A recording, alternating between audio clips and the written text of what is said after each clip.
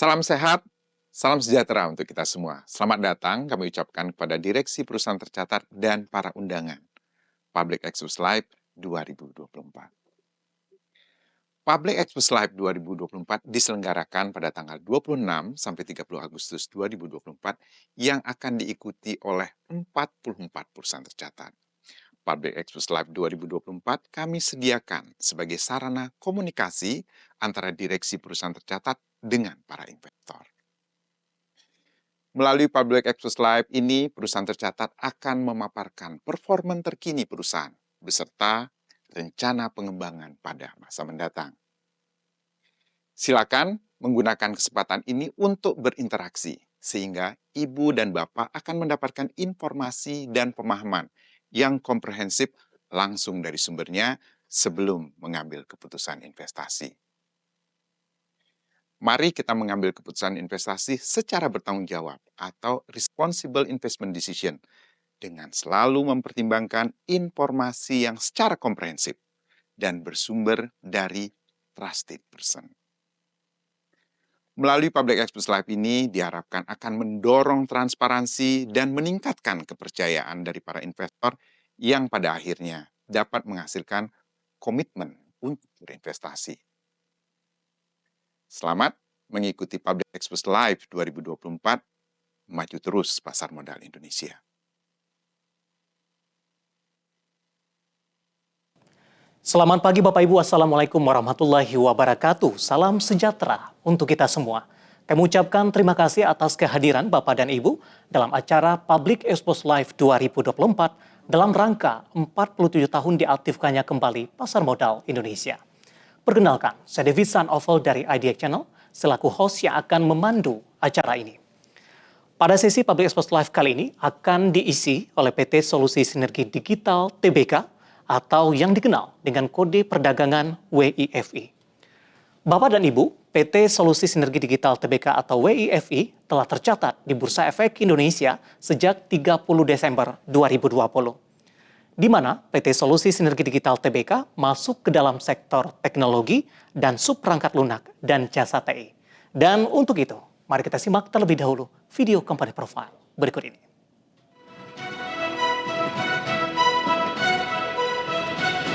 Aktivitas masyarakat Indonesia semakin berkembang dari waktu ke waktu. Hal ini menuntut adanya pemenuhan kebutuhan konektivitas yang semakin besar, baik di perkotaan maupun hingga pelosok pedesaan.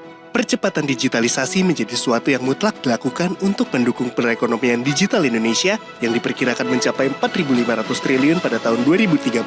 Search, sejak tahun 2012 telah hadir sebagai katalis dan kolaborator bagi industri digital di Indonesia melalui percepatan konten kreatif, periklanan digital, serta pengembangan aplikasi-aplikasi bernilai tambah tinggi.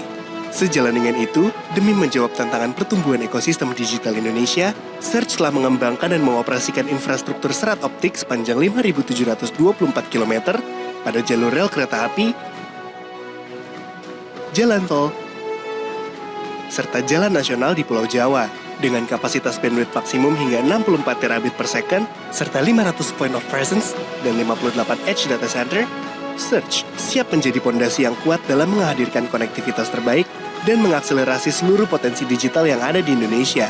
Sebagai komitmen dalam meningkatkan profesionalitas dan meraih pertumbuhan jangka panjang, Search pada tahun 2020 telah mencatatkan sahamnya di Bursa Efek Indonesia dan menunjukkan tren pertumbuhan kinerja fundamental yang positif, serta mampu menciptakan ekosistem digital yang terintegrasi dan bermanfaat bagi masyarakat.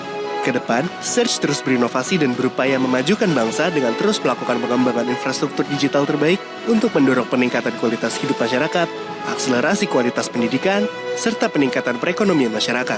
Komitmen kuat tersebut tercermin dari meningkatnya kualitas layanan, membangun kemitraan dengan berbagai pihak, dan terus melakukan inovasi bagi pengembangan industri telekomunikasi di Indonesia. Dengan lebih dari 35 juta pengguna dalam ekosistem digital yang dimiliki, Search siap menjadi penghubung potensi masa depan bagi. Ya, Bapak Ibu, kita baru sama-sama saksikan video company profile dari PT Solusi Sinergi Digital Tbk. Dan perlu kami ingatkan juga bahwa peserta Public Expos Live di 2024 dilarang merekam dan menyebarluaskan sesi Public Expos ini tanpa izin resmi dari Bursa Efek Indonesia. Selanjutnya hadirin yang kami hormati, saat ini telah hadir di hadapan Bapak dan Ibu manajemen dari Perseroan. Saya akan coba perkenalkan satu persatu. Yang pertama ada Bapak Yuni Marketatmo selaku Direktur Utama PT Solusi Sinergi Digital TBK atau WIFI. Selamat pagi Pak Yuni. Selamat pagi semuanya. Terima kasih Pak Yuni sudah meluangkan waktu. Dan selanjutnya ada Bapak Gilman P. Nugraha selaku Direktur PT Solusi Sinergi Digital TBK atau WIFI. Selamat pagi Pak Gilman. Selamat pagi David, selamat pagi semuanya teman-teman investor. Terima kasih Pak Gilman sudah meluangkan waktu. Baik, selama acara berlangsung jika ada pertanyaan Bapak Ibu, kami persilakan Bapak Ibu peserta dapat menyampaikan pertanyaan melalui fitur Q&A yang ada di layar Zoom. Yang selanjutnya akan kami bacakan di sesi tanya jawab setelah pemaparan dari Perseroan. Dan langsung saja kita akan menyaksikan pemaparan dari Perseroan kepada manajemen PT Solusi Sinergi Digital TBK. Kami persilakan waktu dan tempat. Oke, baik, selamat pagi. Selamat pagi semuanya. Assalamualaikum warahmatullahi wabarakatuh. Salam sejahtera. Semoga kita semua dalam keadaan sehat.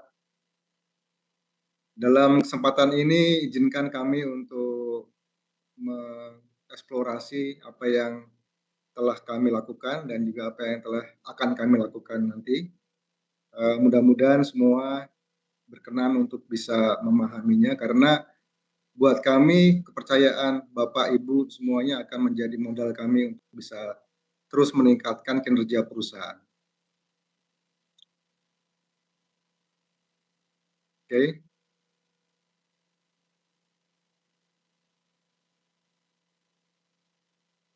Ya, seperti sebelumnya kami telah lakukan pemaparan ini bahwa Search telah mulai berbisnis sejak tahun 2012 ya. Tiap tahun kami lakukan public expose sejak kami listed di bursa tahun 2020, dan sampai saat ini kita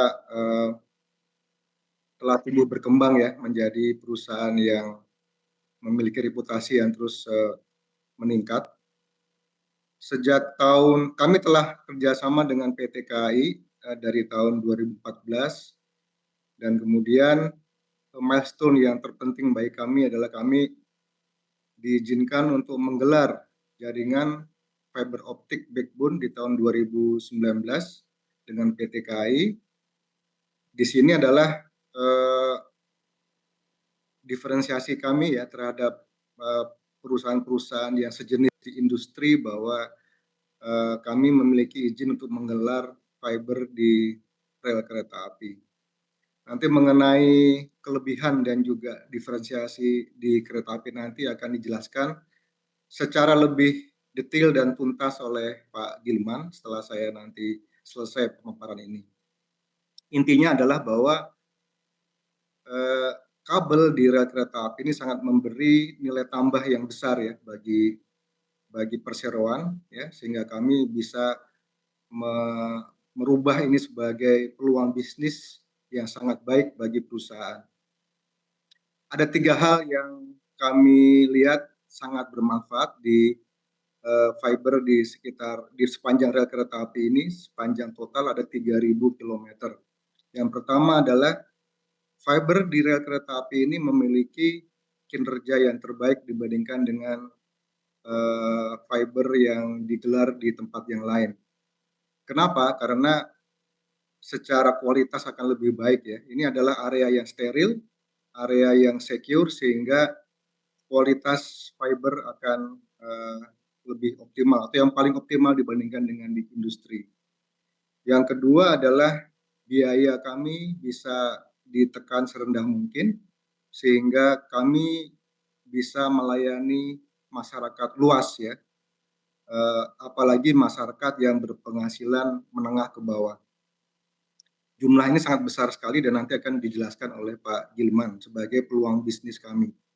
Yang ketiga, di sepanjang rel kereta api itu, ini karena rel kereta api itu kan berdiri sejak 100 tahun yang lalu ya, jadi kita bisa lihat bahwa populasi penduduk di rel kereta api itu merupakan yang terbesar di Pulau Jawa. Ya. 80% penduduk itu terkonsentrasi di sekitar rel kereta api. Ya. Jadi ini nanti merupakan 3 kombinasi yang akan memberi nilai tambah bagi persorean, dan ini merupakan diferensiasi kami terhadap operator yang lain di industri ini. Secara kualitas, secara cost structure, dan yang terakhir adalah secara market opportunity. Nah, kami mulai listed di bursa tahun 2020 dan kemudian tahun 2022 kami menjalin kerjasama dengan Jasa Marga. Nah, inilah saat kami mulai menambah rute fiber kami, bukan hanya di rel kereta api dan juga dan ditambahkan dengan fiber di jalan tol. Nah, ini jalan tol juga memiliki keunggulan yang sangat komparatif dibandingkan dengan yang lain.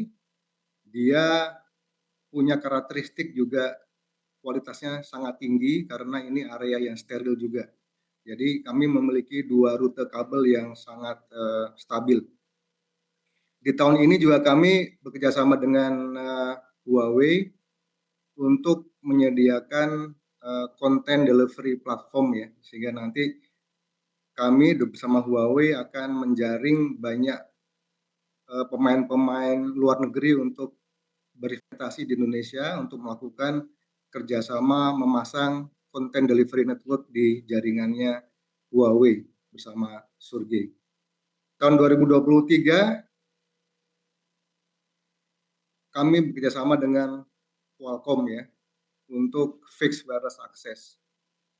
Kerjasama ini sangat penting bagi kami karena Qualcomm akan menjadi partner kami untuk mendukung teknologi fixed wireless access. Dan akhirnya tahun 2024 kami telah menandatangani kontrak dengan Pertamina untuk FTTH melalui jalur-jalur pipa gas Pertamina. Ini telah kami disclose juga ke publik bahwa peluang kami untuk bisa menjalin kerjasama ini adalah mendapatkan pelanggan sebanyak 2,4 juta pelanggan. Seperti diketahui bahwa saat ini penetrasi FTTH masih sangat rendah karena nanti mungkin akan dijelaskan oleh Pak Gilman, ya, karena daya beli kita juga tidak setinggi negara lain, sementara harga di industri ini di Indonesia masih terlalu tinggi. Nah, kami di sini akan bekerjasama dengan PGN untuk bisa memberikan layanan internet dan gas dengan biaya yang terjangkau bagi masyarakat. Kemudian kami juga menjalin kerjasama dengan Nokia, ya, untuk mengerjakan proyek FTTH dan juga untuk backbone. Ini kami telah diskusi ke publik bahwa Nokia akan menyediakan teknologi DWDM, teknologi MPLS dan IP network, dan teknologi FTTH juga. Nokia pun akan menyediakan juga artificial intelligence agar kami bisa memberikan customer experience yang baik. Ya. Dan yang terakhir adalah dengan Arsari Group, ini juga telah kami disclose bahwa perluasan ini akan semakin intensif dan tujuan kami adalah untuk mendapatkan pelanggan sebanyak 25 juta pelanggan di Indonesia. Oke, next. Ini adalah garis besar struktur dari bisnis kami, yaitu yang pertama adalah advertising. Ini adalah asal mula Surge dibentuk, kemudian diikuti dengan digital product aplikasi, di mana kami telah membuat beberapa aplikasi bersama KAI dan Damri, sehingga total user saat ini adalah 30 juta pelanggan. Dan yang terakhir yang baru kami tumbuhkan adalah infrastructure atau connectivity. Ini adalah akan menjadi tulang punggung dari bisnis kami karena ini adalah pembentuk dari ekosistem, ya, sampai tadi 25 juta yang akhirnya nanti akan memungkinkan untuk menumbuhkan bisnis yang lain seperti advertising dan juga digital product. Oke, next.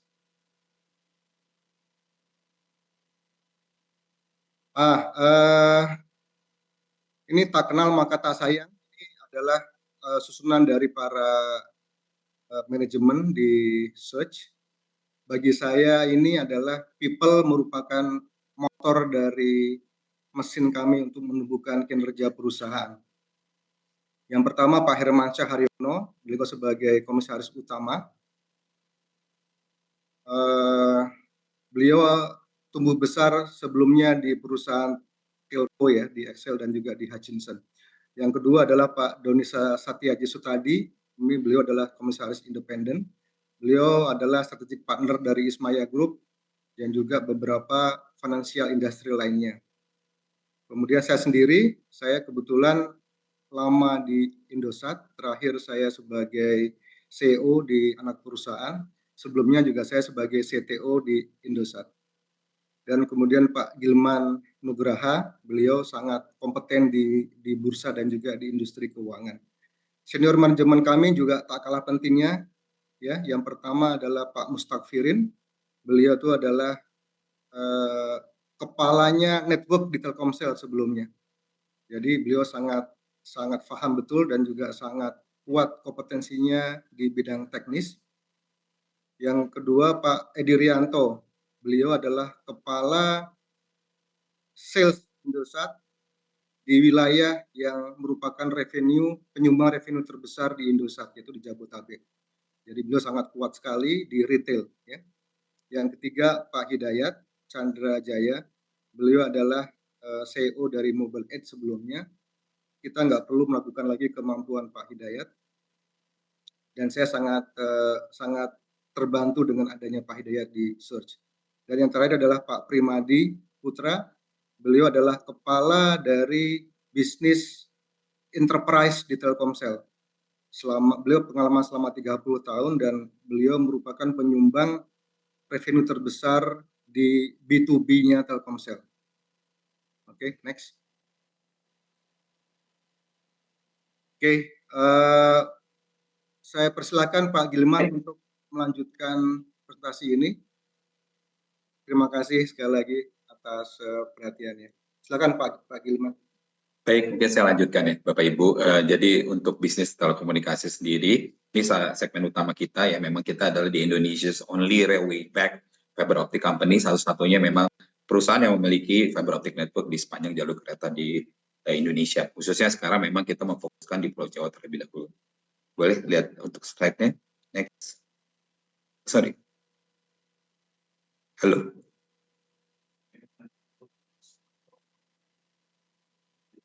Untuk slide-nya boleh di... Oke, thank you. Nah, ini segmen-segmen yang kita miliki. Tentunya kami memiliki beberapa competitiveness ya. Salah satunya tadi ini adalah fiber optic di 3 jalur yang berbeda, baik itu di jalur kereta yang kita kerjasamakan dengan PT KAI, di jalur jalan tol yang kita kerjasamakan dengan Jasa Marga, dan juga ada yang roadside ya, dan juga Indonesia. Next. Ya, secara competitiveness kami memiliki beberapa competitiveness. Tadi kita punya kombinasi railway, highway, roadside. Pertama, cost efficient infrastructure juga, ya. Dan kereta ini melewati population density, ya, kepadatan populasi di sepanjang Pulau Jawa. Karena seperti yang kita tahu, jalur kereta dibangun sejak zaman Belanda, dan hampir seluruh kota-kota di Pulau Jawa itu dibangun di sepanjang jalur kereta di Pulau Jawa, sehingga kepadatan populasi ada di sana. Kita juga bring efisiensi along the railway, ya, tentunya yang terkait dengan beberapa terkait dengan permission interkoneksi juga dengan klien, ya, dan juga kita provide BTS poles sepanjang jalur kereta. Next. Oke. Nah, ini sebagai ilustrasi saja bagaimana kita memprotek kita punya network dengan 3 jalur yang berbeda, dan kita lengkapi dengan automatically switch optical network. Next. Nah, secara CAPEX seperti ini bayangan CAPEX kami. Bayangan CAPEX yang sudah terjadi ya. Memang kalau dibandingkan dengan kita bicara average ya, major player ya, memang dengan major player memang sekitar 1/3/4-nya ya. Jadi memang secara CAPEX kita lebih efisien dengan metode penggelaran fiber optik yang sama. Tentunya di sini terkait dengan permit, terkait dengan cara metode konstruksi sendiri yang jauh lebih cepat ya, dan secara operasi sendiri yang memang lebih efisien. Next. Oke, secara operasi kenapa kami efisien? Karena sejak awal infrastruktur ini selesai ya, dan sudah mulai beroperasi, kita try to manage service everything ya. Jadi kita manage service ke pihak ketiga, sehingga kita tidak memerlukan atau tidak perlu merekrut banyak sekali teknisi untuk operation. Cukup kita punya network operating center ya, untuk backbone sendiri. Jika ada kejadian putus, jika ada yang perlu direvitalisasi dan lain sebagainya, kita sudah serahkan kepada pihak ketiga. Dan yang kedua juga terkait dengan teknologi saat ini kita sudah menggunakan teknologi DWDM dari Huawei dan juga Packet Light, jadi ada dari China brand, ada juga dari US. Tentunya kenapa kami memakai beberapa sistem, tentunya ini untuk mengakomodasi kebutuhan seluruh klien kami. Ya, klien kami memang ada yang misal kalau US based, Japan based usually ya connected ke Packet Light dan juga nanti Nokia ya yang sudah kerjasama dengan kita. Ya, kalau yang lain dengan Huawei juga nggak ada masalah. Jadi memang kita menggunakan beberapa sistem untuk mengakomodasi seluruh kebutuhan customer kami. Next. Ya, ini bicara kepadatan sepanjang jalur kereta. Saya pikir kita semua juga sudah aware ya, kalau memang jalur kereta ini sangat padat. Hampir 80% populasi di Jawa ini terletak di radius less than 10 km dari jalur kereta. Next. Oke, ini hanya ilustrasi, memang kami juga punya rights untuk membangun pos sepanjang jalur kereta.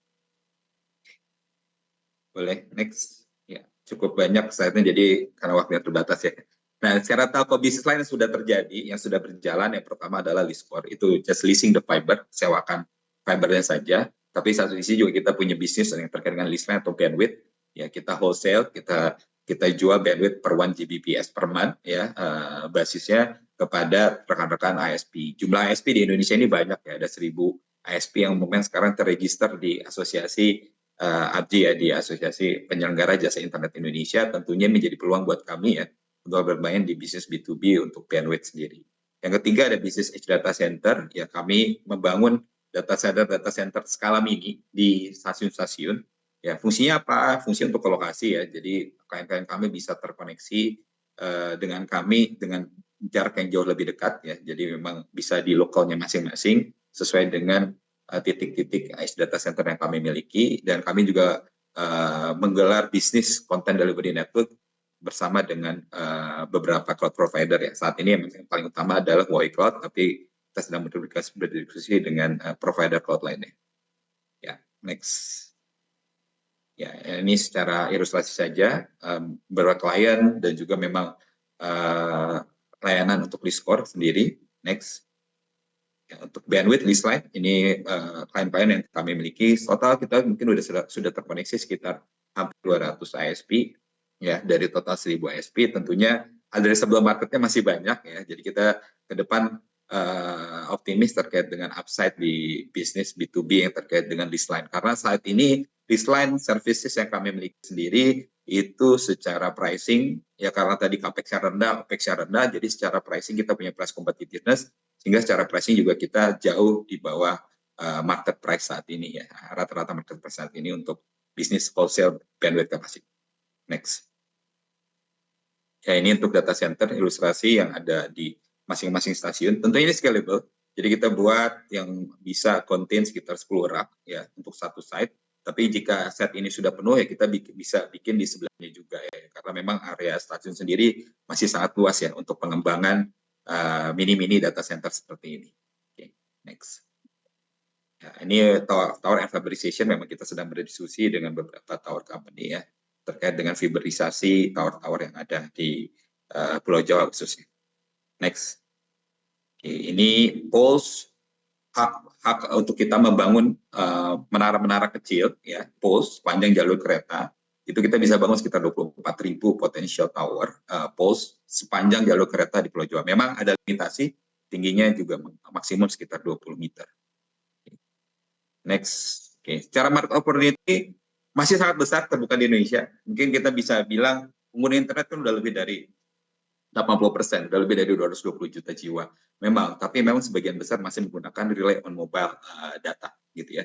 Hanya sebagian kecil yang memang sudah beralih ataupun sudah optimize ke fixed broadband. Ya, jadi kalau di datanya sendiri, Indonesia ini untuk fixed broadband penetration-nya masih sangat rendah dibandingkan negara-negara lainnya. Jadi masih sekitar 15%. Ya, jadi di total rumah tangga di Indonesia sekitar 85 juta rumah yang teraliri listrik ya.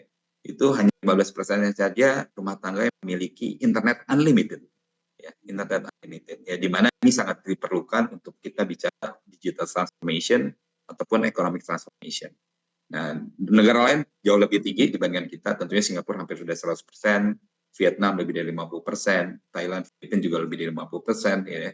Tentunya ini menjadi PR kita bersama, dan kami berharap dengan infrastruktur yang efisien yang kami miliki, tentunya ini bisa mempercepat penetrasi fixed broadband di Indonesia.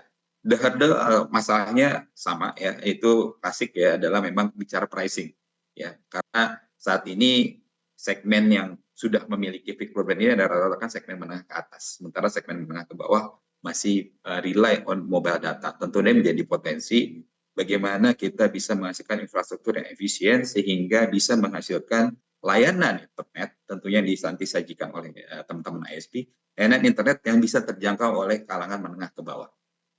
Next. Ya, ini kita bicara beberapa riset saja. Di ideal price untuk fixed broadband, ya, average sekitar 150.000 ya sebulan, ya. Cuma saat ini memang rata-rata secara pricing masih di atas 300.000 yang layanan dari teman-teman ISP secara rata-rata. Next. Oke, secara potensi sepanjang jalur kereta ini populasinya jauh sangat besar, ya.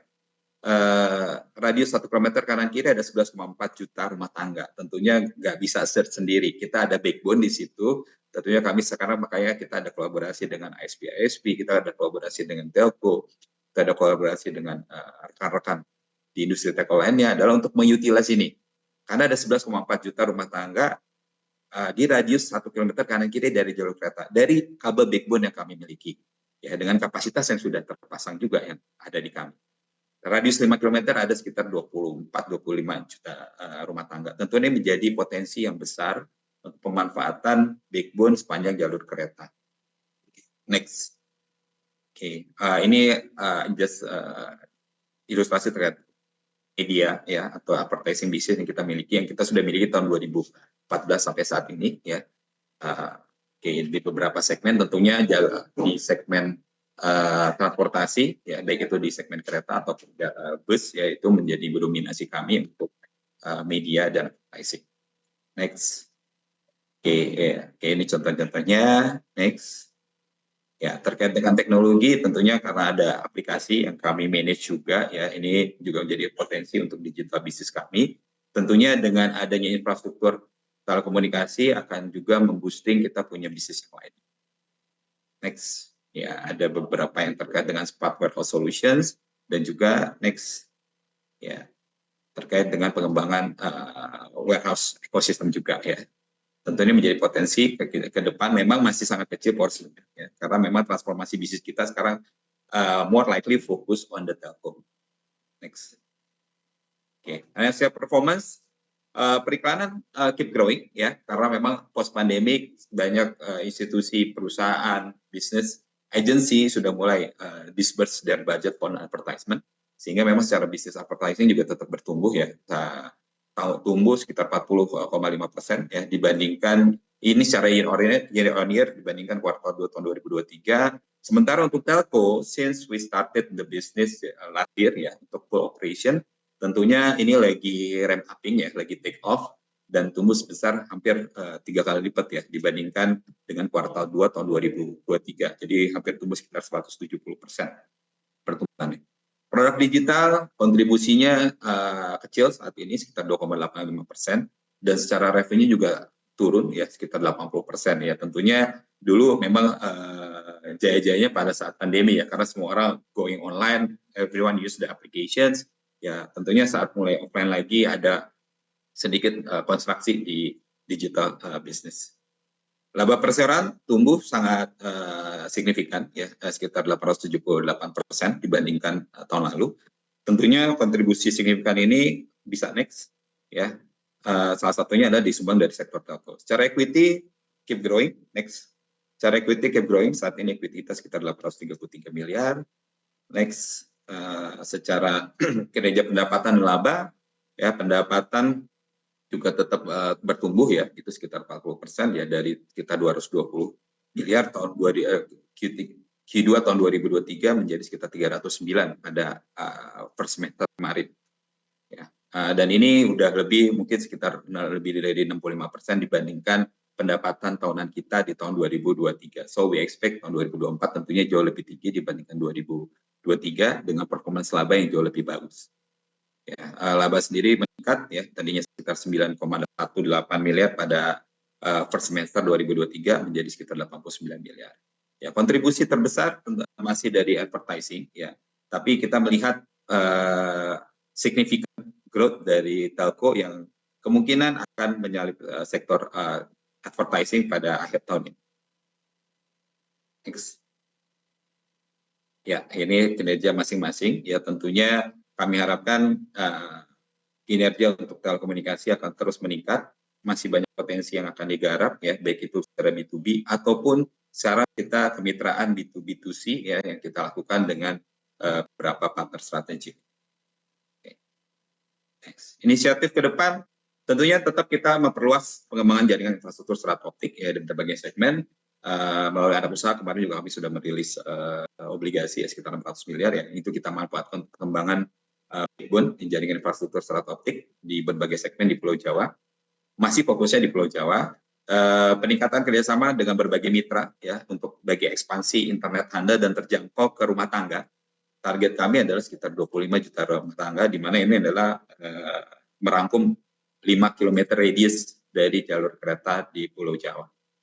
Kemitraan, kami tetap lakukan kemitraan ya dengan berbagai mitra strategis, tentunya yang kita sudah disclose yang terkait dengan kerjasama kami dengan PGN untuk sekitar 24 juta sambungan gas dan internet ke rumah, tambah lagi juga kita jalin komitmen dengan Arsadi Group ya, untuk bersama-sama mengembangkan fiber to the home ya untuk 25 juta rumah tangga, dan kita juga bekerjasama dengan Nokia ya untuk meningkatkan kualitas dan juga layanan yang bisa terjangkau ke berbagai segmen rumah tangga ya.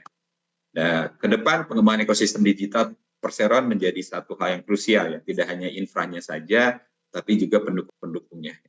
Kami harapkan ke depan kami akan terus berkembang. Nah, ini juga menjadi katalis positif buat kami ya, bahwa sektor telco masih sangat terbuka lebar dan menjadi peluang yang sangat besar untuk kami bertumbuh ke depan. Terima kasih. Mungkin itu dari saya. Silakan Adit. Iya, baik Bapak Ibu, kami ucapkan terima kasih kepada Perseroan atas pemaparan yang telah diberikan tadi oleh Bapak Yuni Marketatmo, Direktur Utama PT Solusi Energi Digital Tbk, dan juga Bapak Gilman Penugraha. Dan saat ini kita akan memasuki sesi tanya jawab, dan kami telah melihat beberapa pertanyaan yang masuk. Saya akan cobakan baca satu persatu ini. Yang pertama yang sudah masuk dengan ID Ahmad Fadil, terima kasih juga sudah bergabung bersama dengan kami, menanyakan kenapa WIFI melakukan right issue yang salah satu tujuannya untuk membayar utang ke relasi, dan mengapa pembeli siaganya pun relasi yang utangnya akan terbayar lewat right issue ini. Kemudian apa strategi manajemen sehingga mengambil opsi ini, dan dengan melihat bunga pinjaman relasi cukup tinggi di angka 9,5% per tahunnya. Silakan Pak Yuni, Pak Gilman. Oke, baik, terima kasih ya. Cukup berbodot ya pertanyaannya ya. Jadi terkait dengan right issue sendiri, tentunya right issue ya untuk pengembangannya. Tentunya ada beberapa porsi yang terkait dengan refinance. Bicara tentang Perseroan memandang memang bahwa suku bunga untuk 9,5% per tahun itu merupakan suku bunga yang wajar ya. Dan perusahaan Perseroan yakin dengan pinjaman tersebut kita bisa meningkatkan pendapatan usaha tentunya ya. Makanya memang kita mengambil opsi tersebut ya. Tentunya ke depan bicara tentang right issue sendiri, kami memanfaatkan itu juga bukan hanya untuk refinance tapi juga untuk pengembangan bisnis Perseroan, dan kami harapkan bisa mencapai utilisasi terutama untuk di telco ya, utilisasi aset telco jadi lebih besar ke depan. Itu sih mungkin terkait dengan kenapa tersebut ya. Kalau bicara soal standby bayar ya siapa saja bisa menjadi ya. Memang saat ini memang ada sekitar 4 yang menjadi tumpuan kami ya, untuk standby bayar, untuk menyatakan minatnya untuk menyerap kita punya right issue. Mungkin itu. Perkembangan tidak Pak Gilman ini melihat bunga pinjaman relasi cukup tinggi di angka 9,5%. Apakah ini juga sudah masuk ke dalam pertimbangan dari Perseroan? Oh ya, sudah masuk dalam pertimbangan. Kita merasa itu masih hal yang wajar ya, masih below single digit ya. masih below double digit, masih below double digit, di mana ini masih sekitar 9,5%, dan itu hanya wajar ya, karena sekarang sendiri bicara corporate lending juga hampir rata-rata udah di atas itu ya, karena memang era suku bunga yang masih lumayan tinggi, belum turun kan, sehingga ini menjadi concern juga. Mungkin itu, Baik, David. ya, kita coba beralih ke pertanyaan kedua, datang dari Anonymous Attende. Terima kasih juga sudah bergabung. Selamat pagi. Mungkin bisa diinformasikan total utilisasi FO perusahaan dan kira-kira berapa total belanja modal yang diperlukan untuk mencapai max capacity 64 TBPS. Terima kasih. Silakan Bapak-bapak. Oke, baik. Jadi ini potensinya masih sangat besar buat kami ya. Memang untuk utilisasi fiber optik sendiri saat ini kami masih di bawah sekitar 25% ya. Jadi artinya kita baru mulai David di tahun 2023 untuk full utilisasi. Jadi menurut kami ini udah lumayan fast market acceptance ya, dengan utilisasi yang masih di bawah 25% bisa menghasilkan impact kepada company cukup besar ya, sehingga kita harapkan ke depan dengan meningkatnya utilisasi tentunya akan berimpact kepada kinerja perusahaan yang lebih besar juga ke depan. Nah, bicara terkait dengan bandwidth, tentunya untuk until max capacity kami 64 terabit per second, tentunya ini investasinya nggak langsung on the go di awal ya untuk 64 Tbps, kita following the market ramp up juga gitu ya. Jadi saat ini memang kami memiliki dari 64 capacity yang memang kita bisa up terus ya. Saat ini kami sedang mengutilisasi sekitar 5,6 terabit per second. Tentunya kita sebentar lagi akan menambah sampai dengan lebih plus sekitar 10 Tbps ya. Dan ke depan untuk sampai 64 Tbps ini mungkin untuk investasi kita perlukan sekitar 800 sampai 900 miliar rupiah ya. Tentunya ini investasi ini akan ramp up berdasarkan demand ya, berdasarkan perkembangan demand yang kami dapatkan. Itu sih. Baik, terima kasih Pak Gilman jawaban untuk Anonymous Attende. Terima kasih juga sudah bergabung. Dan selanjutnya kita beralih ke pertanyaan datang dari ID David Gunawan. Terima kasih juga sudah bergabung bersama dengan kami. Menanyakan apakah perseroan sudah ada rencana untuk memperpanjang kontrak dengan KAI apabila kontrak habis pada tahun 2032 mendatang. Oke, baik. Ya, tentunya yang kami lakukan sekarang adalah berusaha seoptimal mungkin memberikan manfaat yang optimal ya, baik bagi kami maupun bagi KAI ya, karena memang kontrak kami KAI kan memang ini ada 10 tahun masa operasi sampai dengan 2032 dengan nanti ada renewable untuk 10 tahun berikutnya. Tentunya yang kami fokuskan sekarang untuk 10 tahun ini bagaimana kita memberikan kontribusi yang optimal bagi kami dan juga bagi KAI, sehingga ke depan ya kerjasama ini ya if it's a win-win, kami rasa nggak ada masalah yang perpanjangan. Gitu. Mungkin itu David.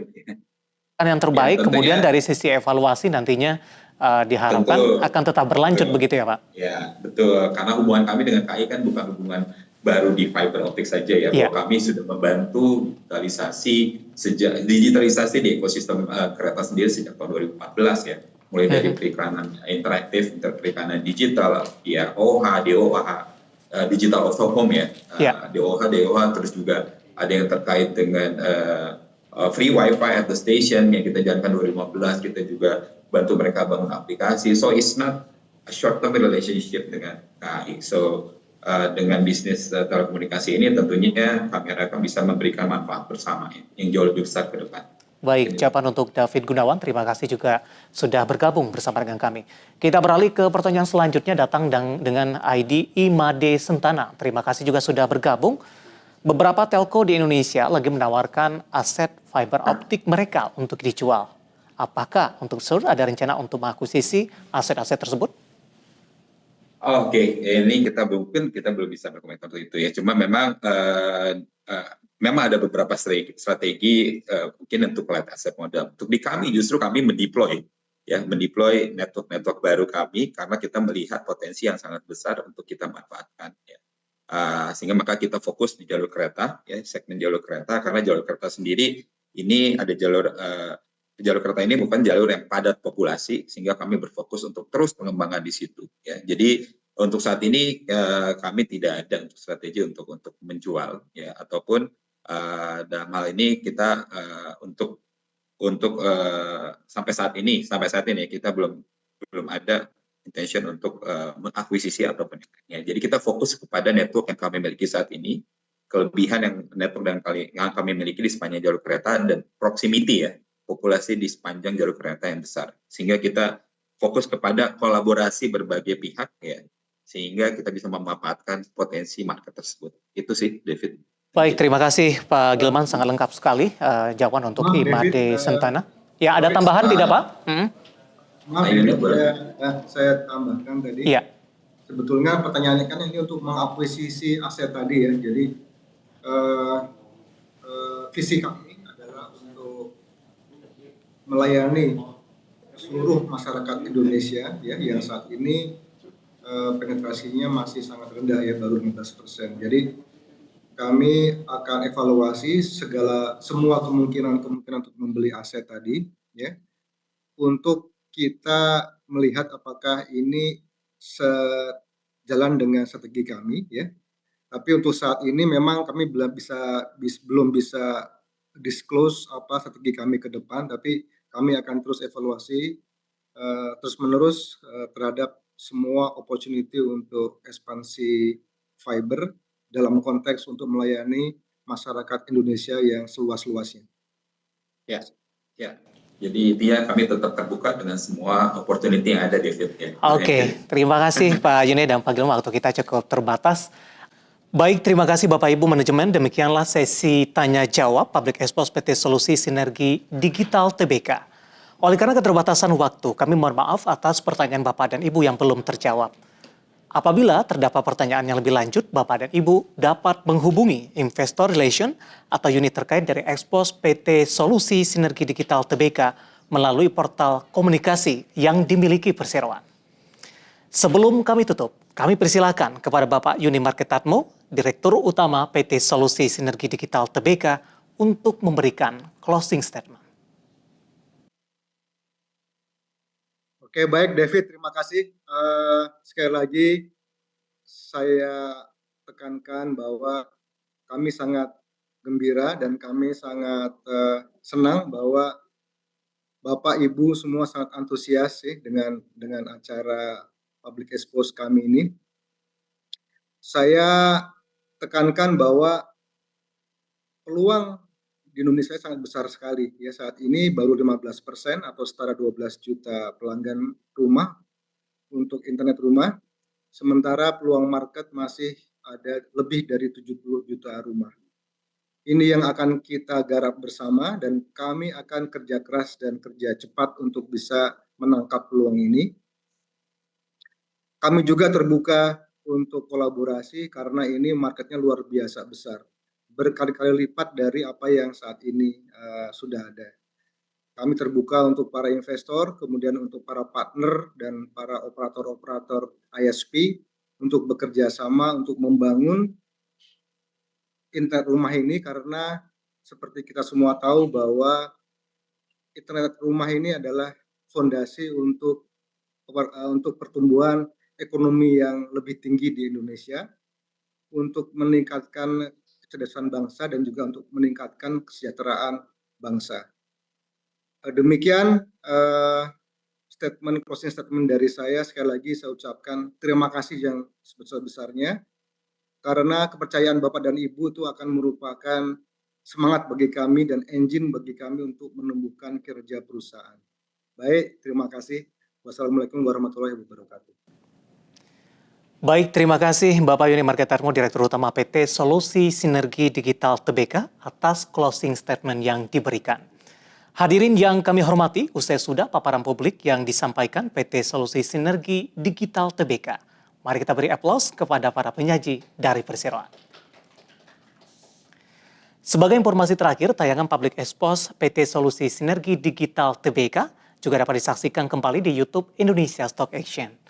Atas nama penyelenggara, kami ucapkan terima kasih kepada Ibu Bapak Manajemen dari PT Solusi Sinergi Digital Tbk dan juga kepada seluruh peserta yang sudah hadir dalam acara ini. Dan sampai jumpa dalam acara Public Expose Live yang akan datang. Aku investor saham, maju terus pasar modal Indonesia.